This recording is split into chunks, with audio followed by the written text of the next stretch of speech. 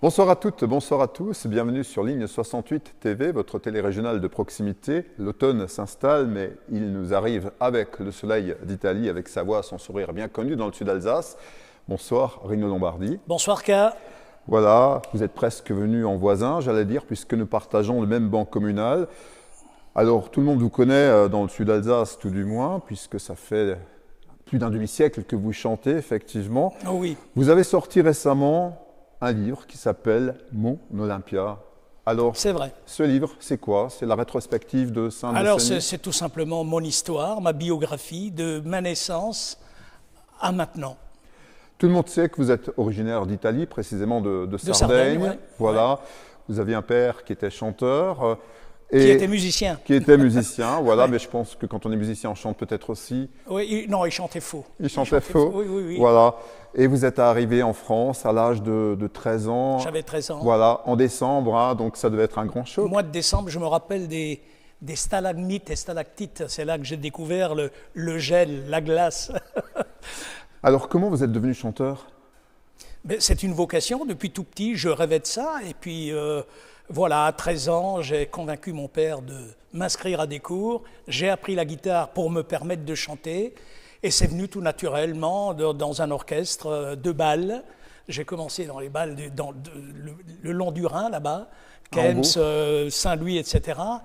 Et puis, ma foi, j'ai vu que ma voix portait. J'ai eu du succès, je dois l'avouer. Et puis, tout naturellement, me voilà. Alors justement, vous aviez commencé du côté de Kems, je crois que votre famille résidait. Oui, c'est ça, je me suis installé. Il y a 3 villages qui ont compté dans ma vie. C'est Gonos-Fanadiga, le village où je suis né, en Sardaigne. Kems, qui m'a accueilli quand j'avais 13 ans. Mon adolescence, les premiers flirts, ça, on n'oublie pas ça. Et puis maintenant, Karlsbad, où j'ai rencontré l'amour et j'ai fait ma vie. Alors, comment vous avez commencé dans les bals, justement Tout naturellement, justement, j'ai commencé d'abord par les dancing, parce que j'avais un petit orchestre de 4-5 musiciens, et les bals, les grands bals, chapiteaux, etc., c'était des grands orchestres avec cuivre, etc., c'était pas mon cas.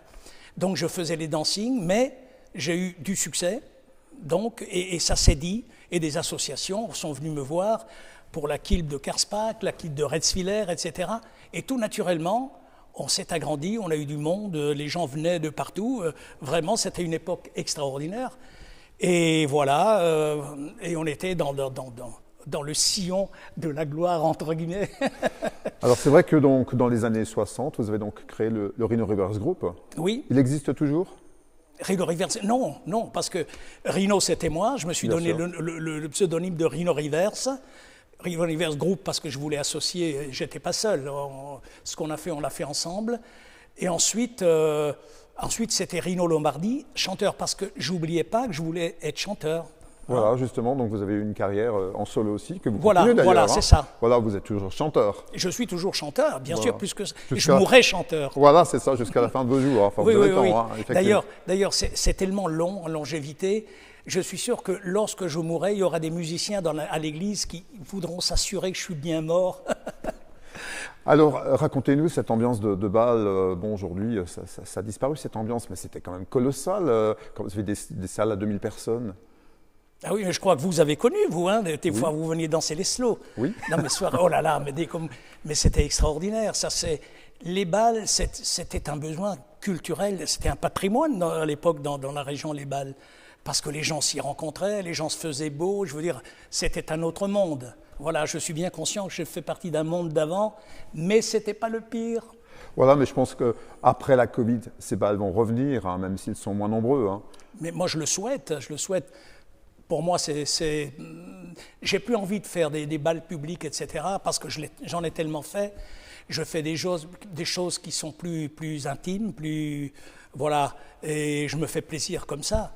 Alors, depuis des années, vous êtes aussi associé au 13 juillet, au 14 juillet d'Altkirch. On fait danser des milliers de personnes aussi. Oui, mais ça c'est une soirée top parce que ça nous donne l'occasion de nous produire devant 6-7 000 personnes des fois. Hein.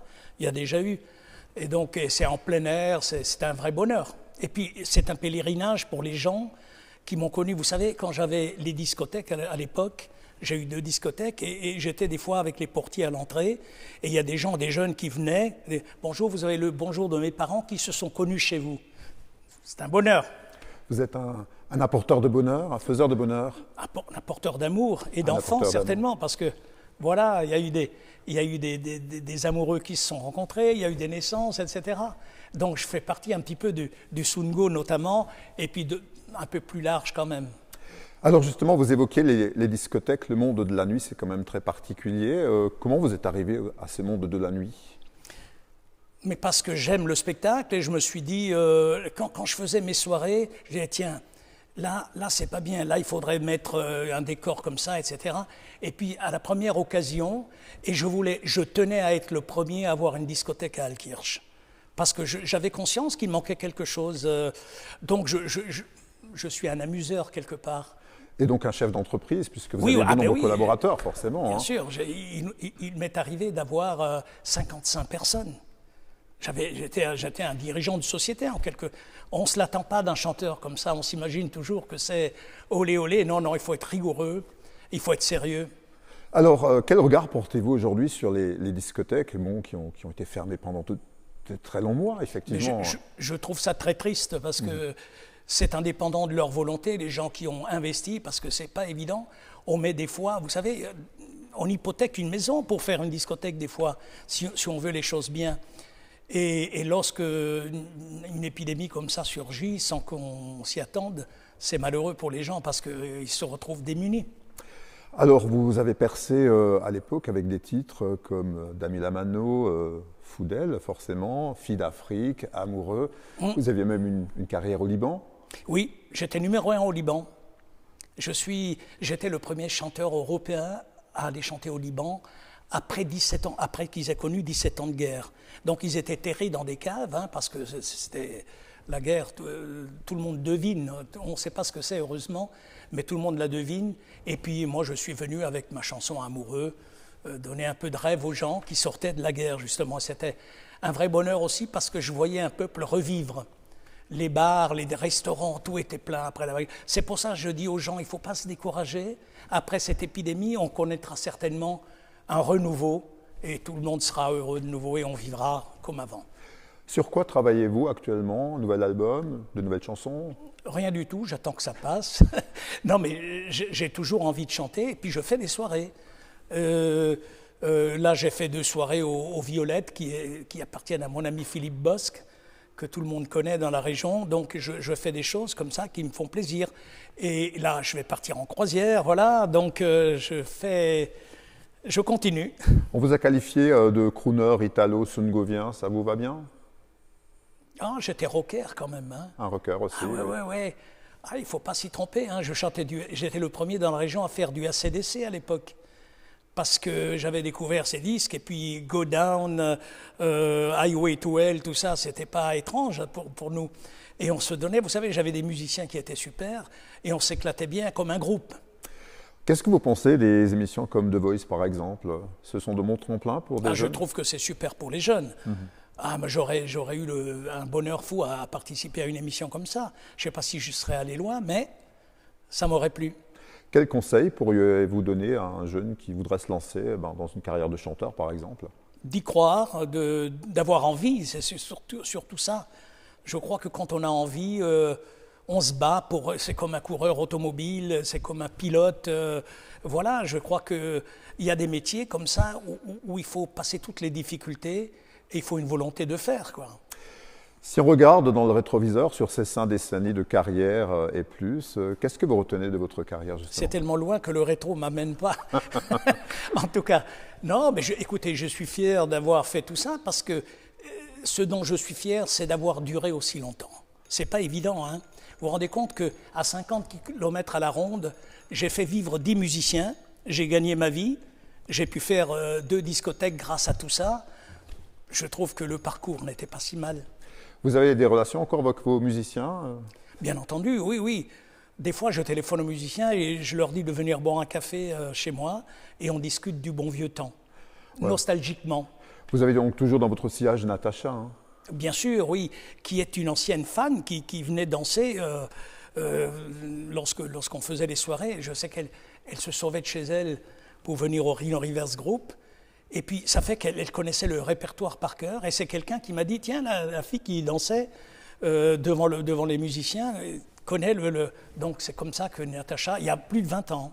Voilà, et donc aujourd'hui, donc, vous signez donc toujours cet ouvrage, Mon Olympia, paru aux éditions Saint-Brice. Oui. Vous avez des signatures prochainement? Ben écoutez, non, parce que je ne cours pas derrière. Vous savez, j'ai toujours voulu chanter et j'ai tout fait pour le faire. Mais quant au bouquin, je dis, les gens savent qu'il est sorti, j'espère. Et ceux qui s'intéressent à ma vie l'achèteront. Les autres, tant pis. Ils savent pas ce qu'ils ratent. Voilà, et vous avez toujours cette communauté autour de vous, donc ces fans qui vous suivent. Ben oui, je suis fier parce qu'il y a un noyau qui est tout le temps là. Ça m'évite de me sentir seul déjà. Et puis, vous savez, ça devient comme de la famille parce qu'à force de voir des gens, même si c'est loin comme ça, la musique est quelque chose de... fait des gens complices par la musique. Donc, c'est comme s'ils faisaient partie un peu de ma famille. Je vais revenir au bal, on est quasiment à la fin de cette émission. Quand vous vous produisez pendant plusieurs heures sur un bal, effectivement, je pense qu'à la fin vous êtes lessivé forcément, mais qu'est-ce que vous en retenez? Votre bonheur, ce sont des gens qui dansent? C'est comme si j'étais passé dans les mains de 50 masseuses en même temps. Je me sens mieux. Après une soirée, non mais c'est vrai, il m'est arrivé d'arriver avec une angine, mal à la gorge, etc. À la fin, plus rien. Donc c'est une thérapie pour moi.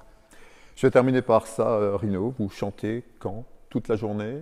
Non, je ne chante pas beaucoup chez moi. Parce que pour chanter, il faut avoir un public qui vous écoute.